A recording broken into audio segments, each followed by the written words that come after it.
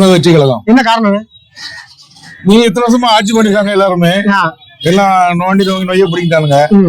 அண்ணன் வந்து இவ்வளவு சம்பளத்தை விட்டு எடுத்து வராருன்னா அண்ணன் அவர் நல்லது போட தான் வராரு, எம்ஜிஆர் மாதிரி வராரு. சரி, அதனால நாங்க அதுக்கு ஆதரிக்கிறோம். இல்ல எம்ஜிஆர் வந்து 15 வருஷம் எம்எல்ஏ வந்து அதுக்கப்புறம் தான் அவர் வந்து பொலிட்டிக்ஸ். அந்த காலம் பாஸ். அப்போ வந்து உங்களுக்கு வந்து யூடியூப் கிடையாது, மொபைல் கிடையாது. இப்ப வந்து டைரக்ட் வந்து யூடியூப் இருக்கு, அந்த வாரியர்ஸ் குரூப் அந்த மக்கள் வந்து இது பண்றாங்க. அந்த காலத்துல எம்ஜிஆர் பாக்கணும் போன் பண்ணி ஏதோ பண்ணி எப்படியோ பண்ணா பேச முடியும். இப்படி அண்ணனை பார்க்கலாம், டைரக்டா அண்ணனை பார்க்கலாம். இல்ல அவரை பார்க்க முடியாது. பனையூர் என்னது, பனையூர்ல கேட்டு பக்கத்துல அவர் தான் வெளியே வந்தா பார்க்க முடியும். அது நீங்க வரும்போது பாக்கணும்.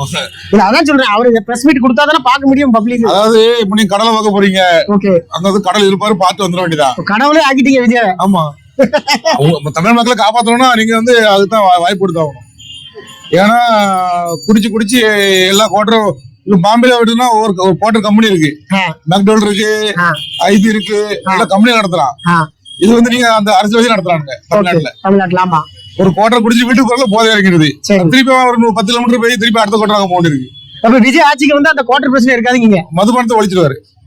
அப்ப எப்படி குடிக்க முடியும்? அது குடிக்கணும், பாம்பே வரணும், தமிழ்நாடு குடிக்க முடியாது. மொத்தத்துல குடி இருக்கும் வேற. பாம்பேல எப்படி இருக்கு அதே மாதிரி இருக்கும். டாஸ்மார்க் இருக்காது, டீசென்ட்டா இருக்கும். அந்த மெக்டோல் கம்பெனி உங்களுக்கு வந்து 150 ரூபா குவார்டர் கிடைக்கும் வச்சுக்கீங்களா, 150 ரூபா எம்ஆர்பி ரேட் இருக்கும், அங்க 10 ரூபா எக்ஸ்ட்ரா வாங்குறாங்க. விஜய் வந்தாலும் வாங்க மாட்டாங்கன்னு சொல்றீங்க? விஜய் வந்தாலும் உங்களுக்கு டாஸ்மாக் இருக்காது பாஸ். அப்ப அதுக்கு மேல அடிஷனல் என்ன இருக்கும்? அதுவும் கேள்வி இல்ல. பாம்பேல எப்படி இருக்கு ஒயின் ஷாப்? ஆமா, பிரைவேட்டா இருக்கு. பிரைவேட் தான், அந்த கம்பெனி தானே பண்ணுவோம், அவனே கொடுப்பான், அவனே வாங்கிக்கணும். மினிஸ்டர் ஒயின் ஷாப் எல்லாம் இருக்காது. ஓகே, அந்த காய்ச்சறவங்க இருக்க மாட்டாங்க, பொதுவா இருக்குன்னு சொல்றாங்க. சரிண்ணே, நன்றி.